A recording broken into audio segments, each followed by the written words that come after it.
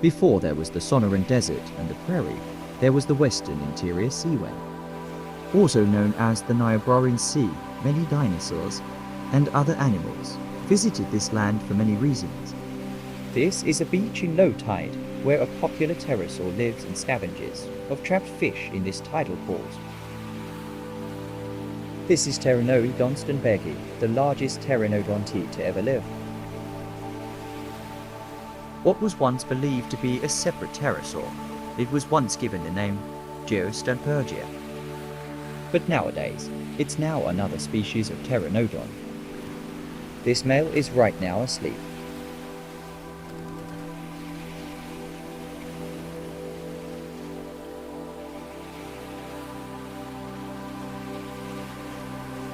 Soon enough, a female comes along, interrupting his beauty sleep, and so he moves a bit to get more comfortable.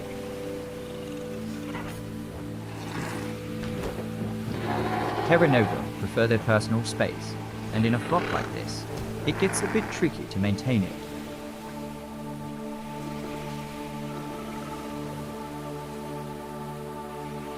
While most go out to sea when high tide, in low tide, the tidal pools have all of the food they need. The females, while smaller than the males, have a better chance to relax after hunting in the open ocean.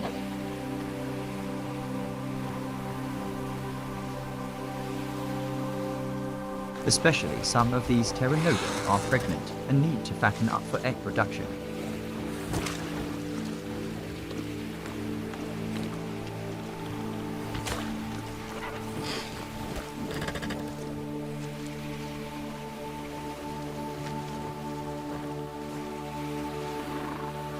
On the other hand, males try to take advantage of high tide and show their displays to single females who pass by.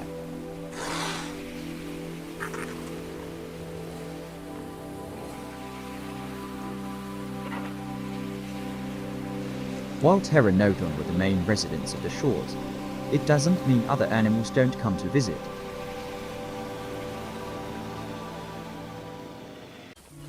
Meet Claosaurus.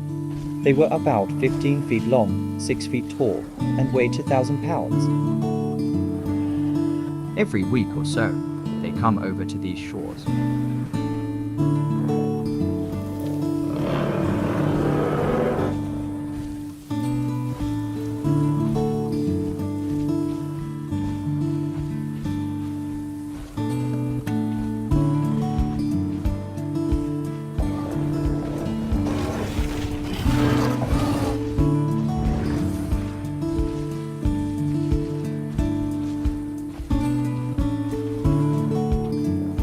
But why did they head over to these shores?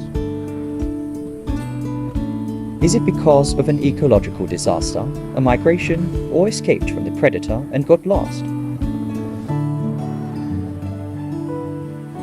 Well, the answer is this. These plants get covered in salt spray, making them a perfect source for this mineral. And many predators rarely head over to the shore, so they have nothing to worry about.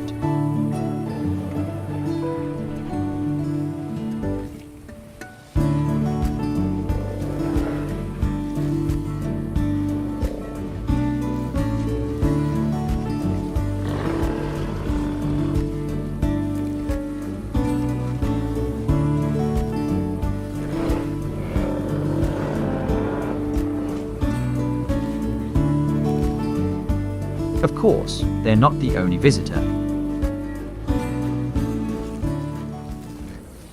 This is an adolescent Niobrara.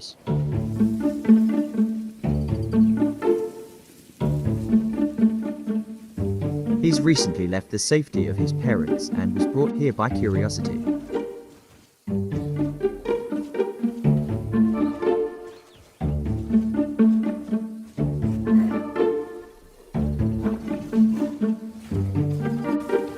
He decides to head down to the shore to see what he might find.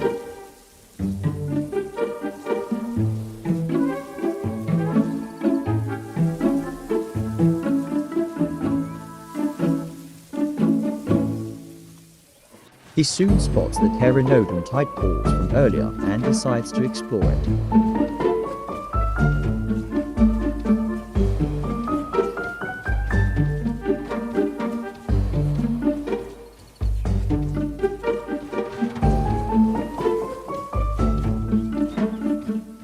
While curiosity could get him in danger, it also shows a sense of young confidence.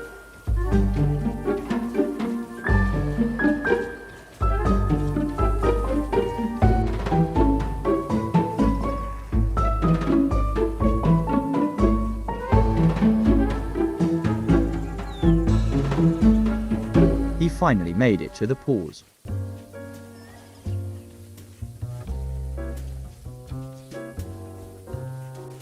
The water in the tidal pools is likely not a safe water to drink, as it's more high of salt than some salt sprinkled on plants. But that doesn't stop his curiosity from getting the best of him.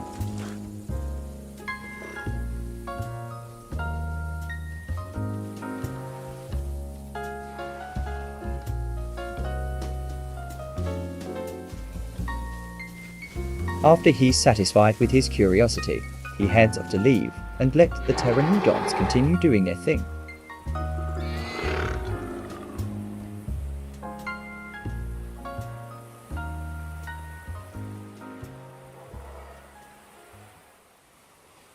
Meanwhile, in the open seaway, plenty more marine creatures are roaming around.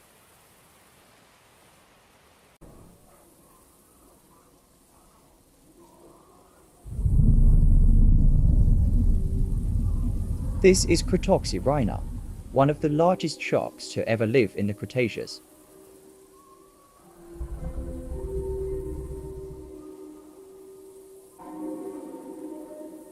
Being 26 feet and 5 tons, it was massive.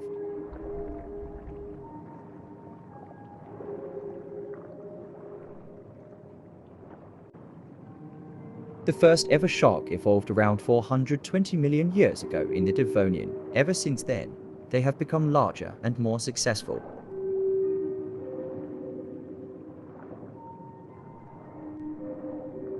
Despite what movies like Jaws and Meg want you to believe, sharks are actually very timid and not interested in eating people. In fact, many shark attacks are often accidents, mistaking surfers and swimmers for fish and seals.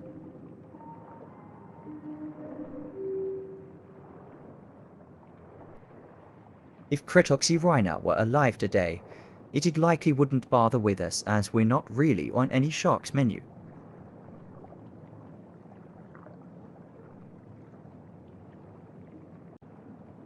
While Cretoxyrhina was rather reclusive, some marine animals were highly social, like Styxosaurus.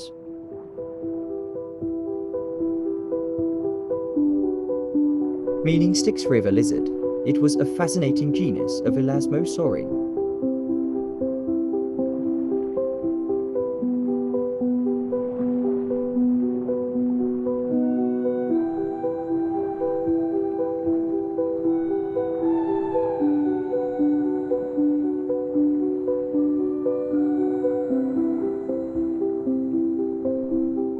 They form bonds with other members of their pods and stick together.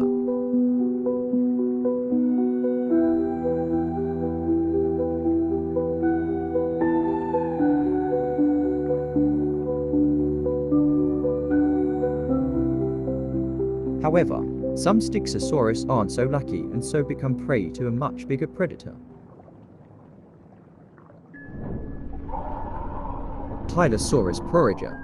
Its name means brown knob lizard.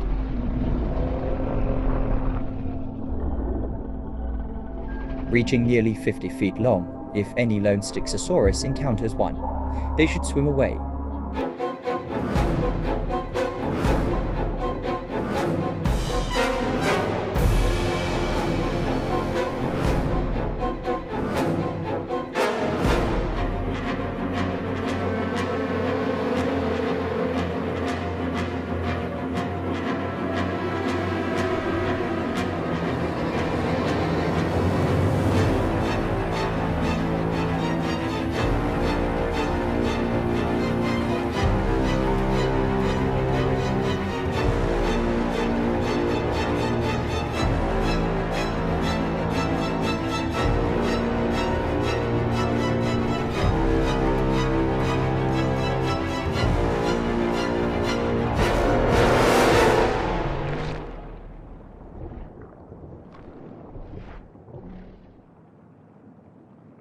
The ocean is an example of how life is able to adapt in so many fascinating ways. From the plesiosaurs living in pods to giant sharks living freely, nature has perfected itself over millions of years of change.